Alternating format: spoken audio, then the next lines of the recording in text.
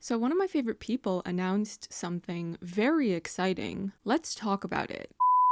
Hi everyone, it's Lady Genevieve. Zack Snyder recently did a watch-along commentary for Man of Steel, which happens to be my favorite DCEU film, and then he dropped some big news. This is my first real video about the Snyder Cut, and there are a couple of reasons for that. Ever since this movement began about 2.5 years ago to get Zack Snyder's Justice League released, there has been a lot of behavior I did not agree with, and a lot of drama I did not want to get involved in. On the one hand, we have people who dislike Zack Snyder's art to such an extreme extent that they've made numerous outlandish, defamatory statements about his personal character. Not his artistry, not his storytelling, not his visual style. His personal character. Then, on the other hand, we have a section of fans of Zack's art that snap back at every blue checkmark I've never heard of every time they post a bad take or attack Zack's personal character. I'm not here to tell you that you're wrong if you are one of the people who does that, but what I will say is that there has been a noticeable cycle of people attacking Zack, people attack those people for attacking Zack, and then the first group of people play victim. I have never been interested in joining that circle. So every time someone has ended up on my feed for attacking Zack, my typical response has been to just permanently filter them out of my future feed, and I get on with my day. I am not saying that people who attack Zack's personal character shouldn't be criticized for it. However, clicks are currency in today's digital world, and the expression, all publicity is good publicity, exists for a reason. So I have preferred to just deprive them of the attention they so clearly want. As for my channel specifically, I've done a lot of trial and error over the years, and I've started to come to an understanding that my preference leans more towards long-form content. I don't like doing videos on every other film and TV news update or rumor, and I don't like rambling my jumbled thoughts about works of fiction to post on here without writing them down first. I never made a video dedicated solely to the Snyder Cut because I assumed that my voice was better off making the odd video essay here and there about different films from Zack Snyder's filmography or from the larger DC roster. But now that an official announcement has been made about Zack Snyder's Justice League coming to HBO Max in 2021, I finally feel like I can make a video addressing some of the facets of Release the Snyder Cut in a way that feels right for me.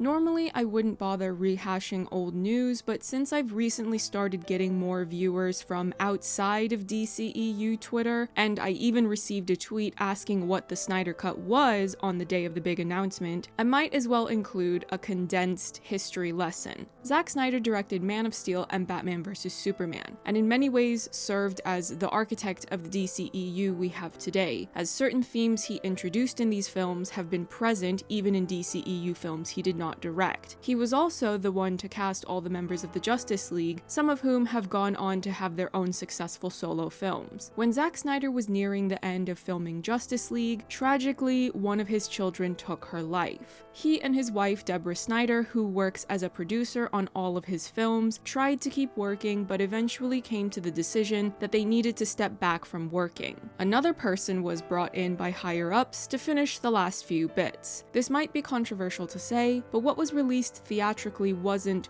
100% bad. There were a couple of sequences that were very obviously done by Zack, and they looked great. One example of this was Barry Allen running to touch Diana's sword as an homage to the creation of Adam, which is a famous painting in the Sistine Chapel. However, as an overall film, the theatrical cut of Justice League was Frankenstein's monster. There were a bunch of random parts haphazardly sewn together that as a final product was mostly hideous to look at. Zack Snyder has a very distinct style of artistry, and his fans can recognize what is or is not true to that. So it only took a few days after Justice League was released in cinemas for hashtag Release the Snyder Cut to become a recurring presence on social media. There was campaigning, fundraising, and that ever-present hashtag until Wednesday, May 20th, when Zack did a watch-along commentary of Man of Steel, my favorite DCEU film, and in it he not only surprised the fans by having Henry Cavill come onto the call complete with his gamer headphones and that famous blue tank top of his that sends the internet into a meltdown every time he wears it out. There was a fan Q&A which concluded with an official announcement that Zack Snyder's Justice League will be released on HBO Max in 2021,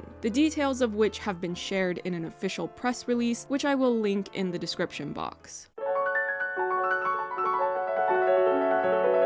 This section could have easily been expanded into its own video, but considering what the main topic of this video is, I'll do my best to keep it concise. My first introduction to Zack Snyder was 300. All jokes about man-flesh aside, I didn't get a more well-rounded idea of how extraordinary a director he was until he had built up a larger cinematic body of work, and I started to consume more interviews and behind-the-scenes content. At the most outward layer, we have his visual style. I've said this many times before, though perhaps not in any of my video essays about films, but I do not subscribe to the philosophy of less is more. When it comes to art, I love bold visuals and I love a spectacle, though not at the expense of the storytelling, of course. Zack Snyder's art style is incredibly bombastic. 300 may have been memed for its extensive use of slow motion, but it was also when the masses first started to get a sense of how much Zack Snyder's visual artistry has a flair for the dramatics in the best way possible.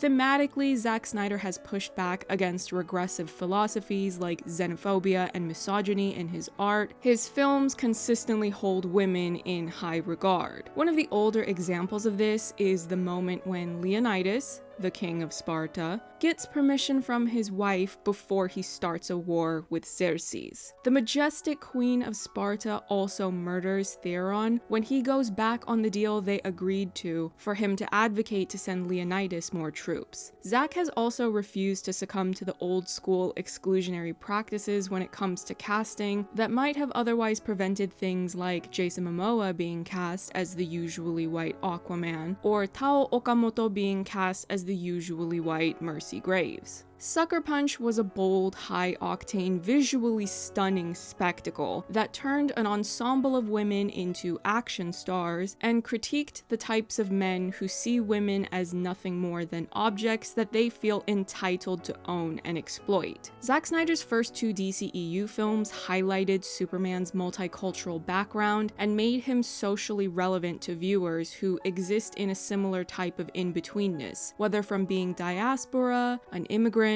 or a refugee. His DCEU films were part of a larger story that was supposed to continue to develop and expand in Justice League, but due to a much larger corporate kerfuffle, it was meddled and interfered with to the point of being unrecognizable from what he had originally intended it to be. Zack has gone so far as to share various tidbits with fans on his Vero account of what he had originally envisioned, much of which was shot during principal photography. Zack also uses his Vero account to post about various campaigns he does, where merchandise related to his work is sold, and each time all of the proceeds go to the AFSP, which is the American Foundation for Suicide Prevention. There's also a campaign currently running if you would like to buy a Zack Snyder's Justice League shirt or hoodie for charity, and I will link that campaign in the description box. Zack Snyder creates visually stunning, thematically rich, inclusive art, and throughout the entire process he remains kind and enthusiastic with the people he works with.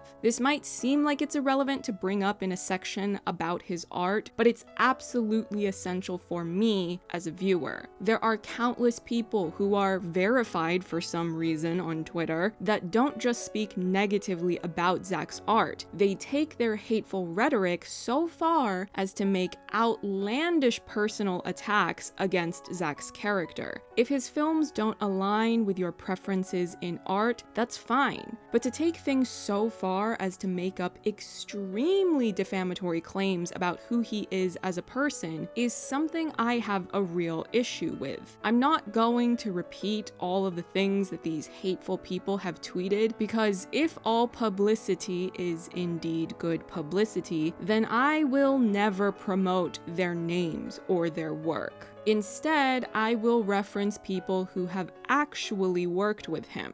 In an interview with Variety, which I will link in the description box of this video, Amy Adams had this to say about the negative backlash against Zack which he received during the release of Batman vs. Superman. Zack's like the nicest person ever, and to see him talked about like that was really hard for me, because he's really such a respectful director. Emily Browning played the lead character Baby Doll in Zack Snyder's Sucker Punch. Before making the film, she was considering quitting acting, but working on the film with Zack reinvigorated her love for acting. In an interview with IndieWire, which I will also link in the description box, Emily Browning had this to say about working with Zack on Sucker Punch.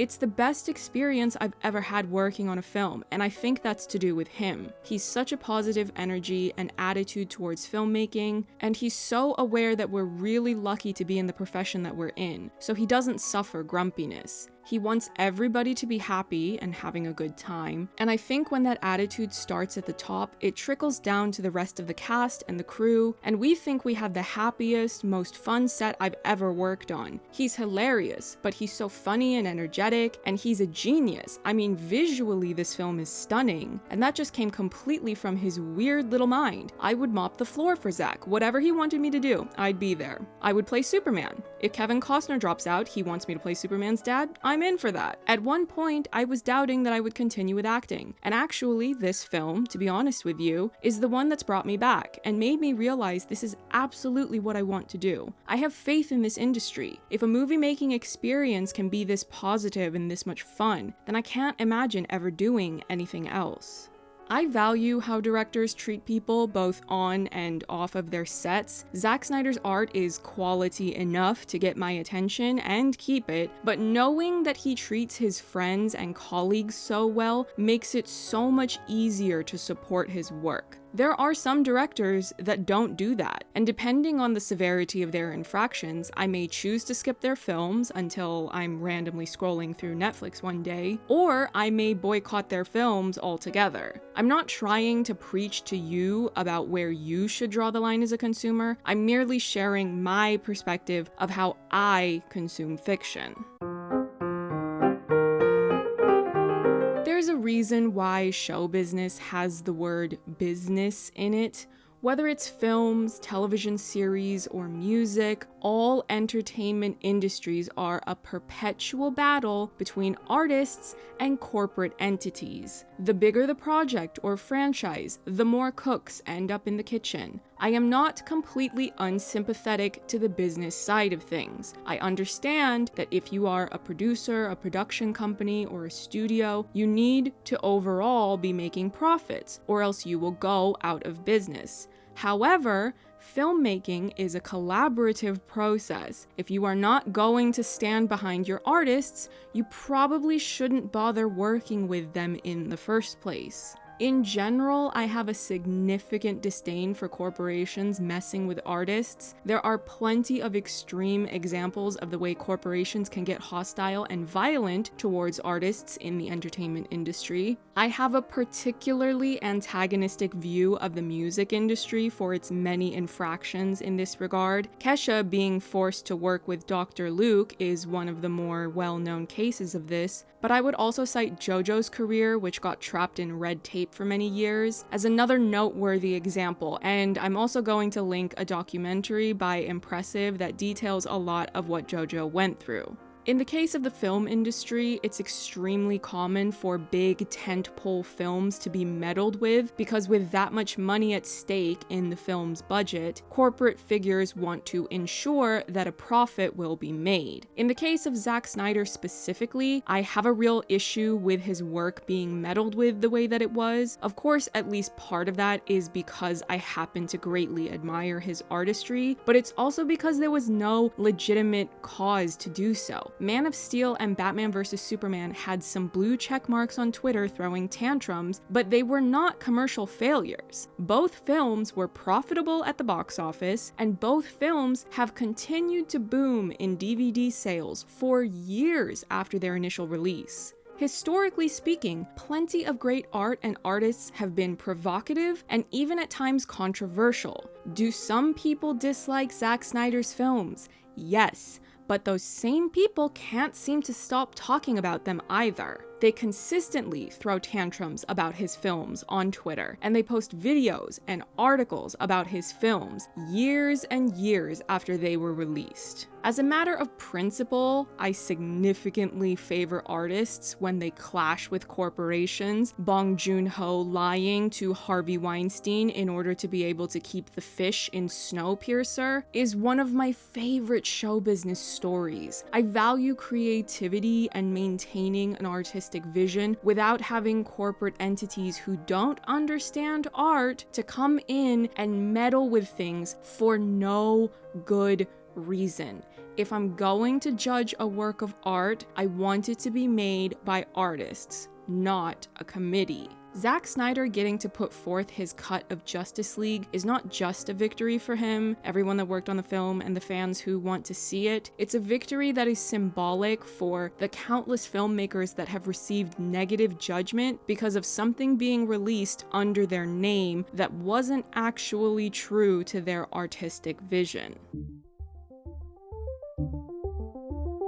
The way Zack's fans have been able to mobilize to raise awareness about his creative vision for Justice League is undoubtedly impressive. I'm not including this keep the same energy section in this video to try to force people's hands, but now that we've gotten an official announcement that Zack Snyder's Justice League will in fact be released, it would be nice to see at least some of that same energy be used to support other artists whose work has been interfered with. There are some rumblings about finally trying to get David Ayer's original version of Suicide Squad released, and even though I still really liked the version that's already out, and even made a video essay on it that practically no one watched, of course I would want to watch his creative vision the way he wanted us to see it. I was also extremely excited when he confirmed on Twitter that Harley and Deadshot hooked up in his original film, because I was always able to tell that there was that type of tension there.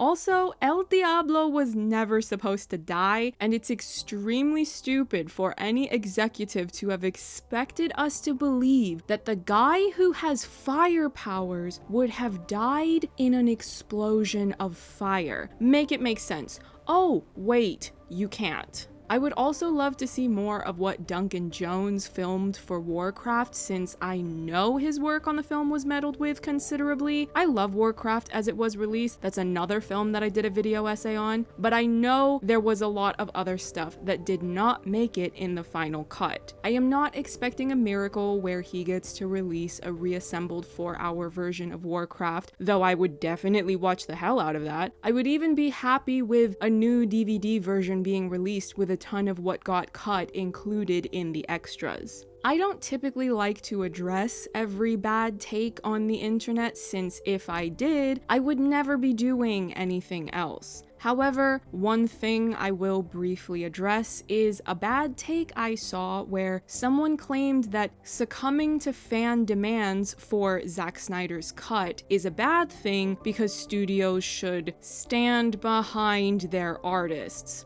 If the powers that be had stood behind Zack to begin with, there never would have been a Frankenstein's monster version of his film in the first place. Additionally, it is very convenient that so many people have decided to have a selective memory and act like this is the first time a director's cut of a film has been released, especially one that fans wanted to see. It is bafflingly hypocritical that so many people have used Richard Donner's Superman films as a way to bash Zack Snyder's take on Superman as a character, when Richard Donner had his own art versus corporation clash in which he was fired by producers while working on Superman 2. Another director was hired to complete the film, and they ended up completely changing it from Donner's original vision. And then the Donner cut of Superman 2 ended up being reassembled as best as they could and released on DVD in 2006, over 25 years after the theatrical version was released.